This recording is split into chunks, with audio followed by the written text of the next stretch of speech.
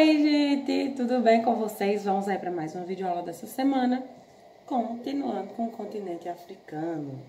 Dessa vez, sem os aspectos naturais, mas sim a África política e econômica. E aí, para início de conversa, temos aí: a África é um continente que apresenta grande diversidade. Em seu vasto território encontra-se uma enorme variedade de paisagens naturais e culturais. Grande parte das informações e imagens que recebemos do continente referem-se à natureza, problemas sociais e conflitos. Contudo, a crise econômica mundial tem acentuado a tendência de replanejamento do mercado de investimentos internacionais, e a África tem se destacado como uma nova fronteira. E vamos entender o que isso quer dizer. Logo de início, antes da ocupação, no período colonial, os africanos eles viviam muito de quê, gente? Da comercialização do ouro, do marfim e de pele de animais.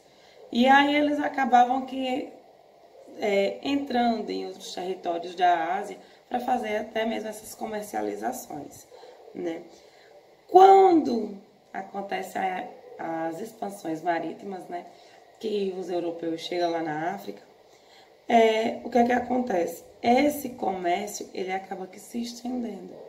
E aí o que é criado? É criado os entrepostos, que são os locais onde são feitas as comercializações e a troca de mercadorias que chegam de outros continentes, E aí, com isso, aumenta a intensidade do sistema exploratório dessa cultura que os africanos já tinham.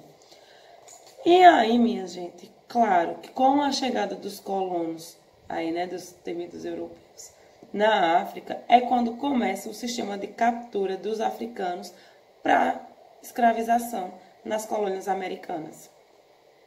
E aí, estima-se que cerca de 11 milhões de pessoas tinham sido retiradas das suas terras para servir aí de escravos em outras colônias. E aí, claro, que destinadas a esses trabalhos à exploração, à plantação,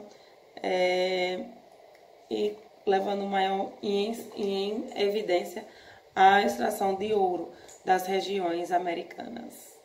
E aí,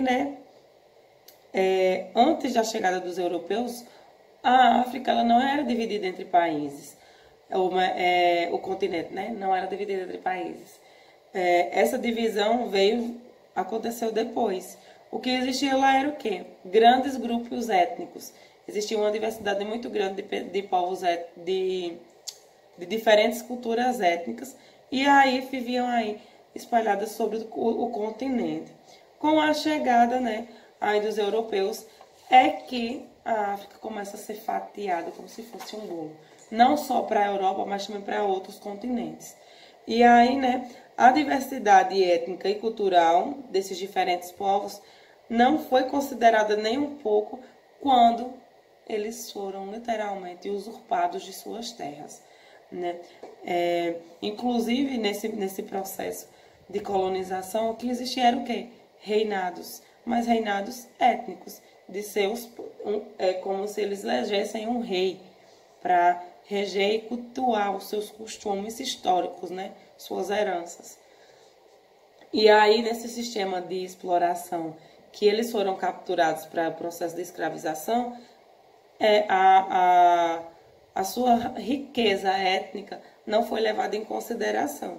E aí, por isso que a cultura étnica africana ela é espalhada e existem milhões de etnias da África espalhadas mundo afora, através do sistema de exploração aí pelos escravistas.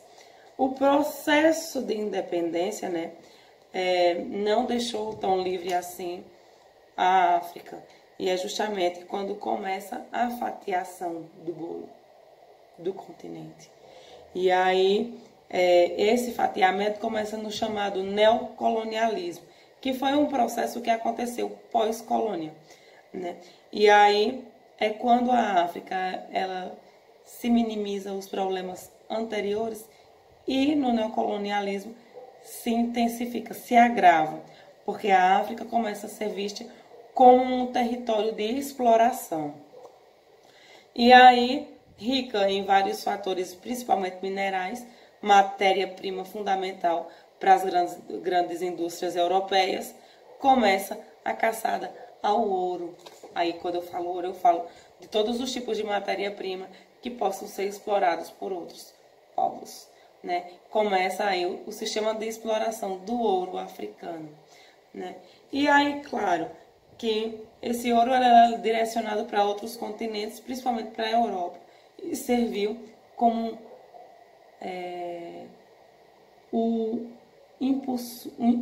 pulso magnético que alavancou aí o sistema industrial da Europa. E aí, claro, que veio o sistema de demarcação, né, já que o continente africano não pertencia só à Europa. E essa demarcação de fronteiras, né, era garantida pelos pontos de vista dos europeus, que foram os primeiros que chegaram lá, então eram eles que comandavam tudo. A África, né, ao longo das décadas, foi dividida por para vários outras potências europeias, né? E aí, enquanto colônia, existia na África a colônia de Portugal, da Espanha, da França, da Itália, da Grã-Bretanha, da Alemanha até 1914 e da Bélgica. Foi um pedacinho da África para todo mundo, né? E aí, né, ano após ano, no processo de descolonização, tem aí aonde cada um desses países vão se apartando do continente.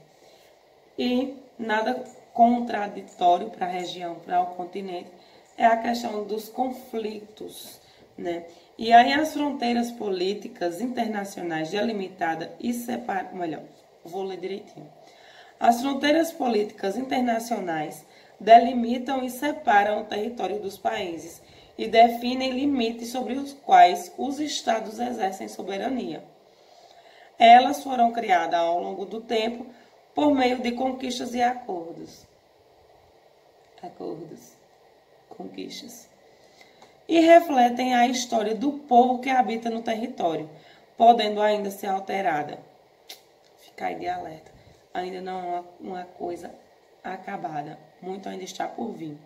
A África hoje ela é composta por 54 países, mas esse número seria muito maior caso cada grupo étnico tivesse seu território. Muitas das fronteiras estabelecidas durante o período colonial permanecem mesmo após a independência dos países africanos, juntando etnias rivais num mesmo território. Já sabe o que isso dá no final das contas, né? A não aceitação do governo de uma etnia pela outra gera vários conflitos sangrentos.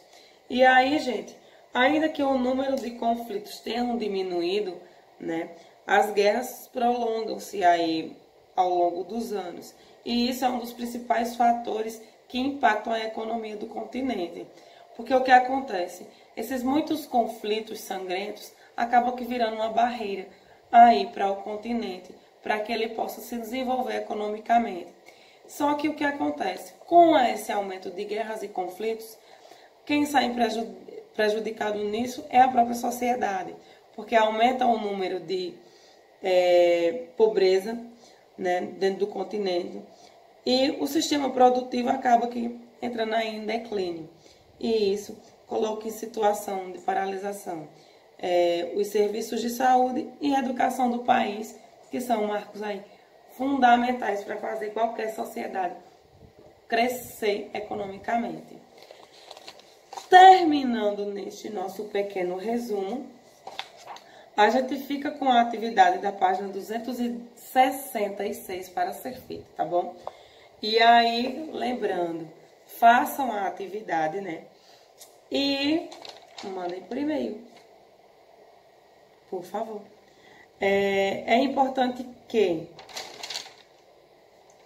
vocês mandem essas atividades por e-mail, gente, porque através delas vai vir aí 5 pontos na terceira nota. Então mandem, porque a somatização delas vai resultar na terceira nota de vocês, tá certo? Um grande cheiro para vocês e até o nosso próximo discurso.